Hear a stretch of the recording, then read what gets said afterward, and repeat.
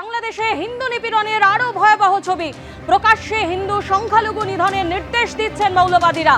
Private জেটে সারা দেশে ঘুরে ISKCON ও তার ভক্তদের হত্যার হুমকি দেওয়া হচ্ছে। বাংলাদেশের সংখ্যালঘুদের বিরুদ্ধে গণহত্যার এই প্রকাশ্য আহ্বান মর্মান্তিক। বাংলাদেশ সরকার নিষ্ক্রিয় ভূমিকা পালন করছে। সোশ্যাল মিডিয়ায় পোস্ট কলকাতা ইসকনের ভাইস প্রেসিডেন্ট রাধারমন দাস। এবং যেভাবে বাংলাদেশ থেকে ক্রমাগত ভারত বিদ্বেষের বিষ ছড়াচ্ছে, একের পর এক হত্যা এবং হুমকি হুঁশিয়ারি ঠিক যেভাবে দেওয়া হচ্ছে, তার আরও এক নিদর্শন সামনে এলো। প্রকাশ্যে হিন্দু সংখ্যালঘু নিধনের নির্দেশ দিচ্ছেন মৌলবাদীরা। প্রাইভেট জেটে সারা দেশে ঘুরে ইসকন ও তার ভক্তদের হত্যার হুমকি দেওয়া হচ্ছে। বাংলাদেশের সংখ্যালঘুদের বিরুদ্ধে গণহত্যার এই প্রকাশ্য আহ্বান মর্মান্তিক। বাংলাদেশ সরকার নিষ্ক্রিয় ভূমিকা পালন করছে। সোশ্যাল মিডিয়ায় পোস্ট করেছেন কলকাতা ইসকনের ভাইস প্রেসিডেন্ট রাধারমন দাস। ঠিক কি হুমকি দেওয়া হয়েছে বাংলাদেশের তরফ থেকে ঠিক এবারে দেখাবো আপনাদের। আমি স্পষ্ট দেখতে পাচ্ছি বাংলাদেশে এখন সবচেয়ে বড় বিপর্যয়কারী হচ্ছে ইসকন। ইসকন হচ্ছে হিন্দুত্ববাদী উগ্রবাদী এক সংগঠন। সারা বাংলাদেশে ইতিমধ্যে এটা ক্যান্সারের মতো রূপ ধারণ করেছে।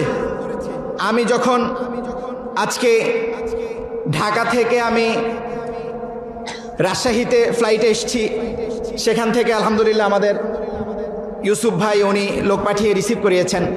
আমি আসার সময় দেখলাম আপনাদের এই অঞ্চলে ইসকনের মনে হয় একটা মন্দির আছে।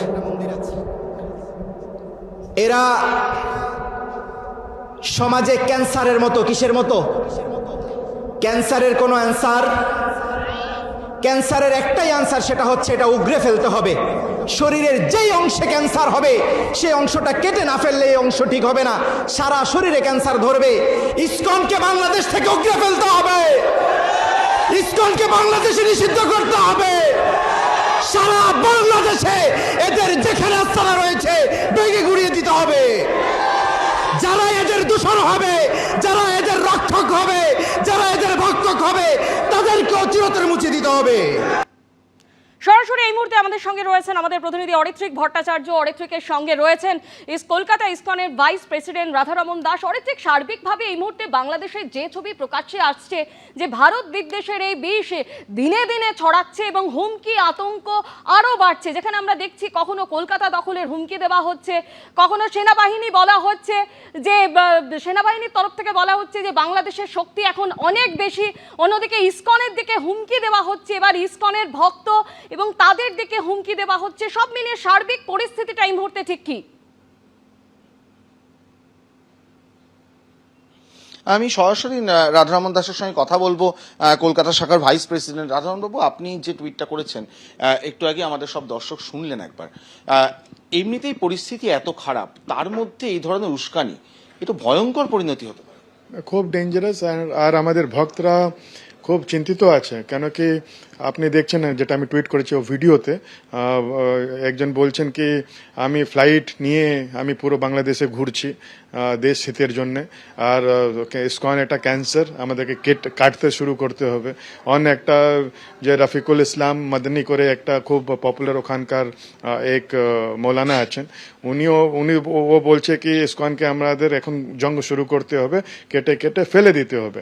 তো সব থেকে চিন্তার এটা বিষয় কি যে যদি এরকম মৌলানারা পুরো বাংলাদেশে ঘুরে ঘুরে বেরিয়ে এরকম সভা করছে যেখানে হাজার হাজার মানুষ ওদেরকে শুনছে, তারপরে যখন সোশ্যাল মিডিয়াতে এটা ওদের দেখুন ফেসবুকে অন্য সোশ্যাল মিডিয়াতে পোস্ট করা হচ্ছে, ইউটিউবে, ওখানে এটা লক্ষ লক্ষ ভিউ পাচ্ছে।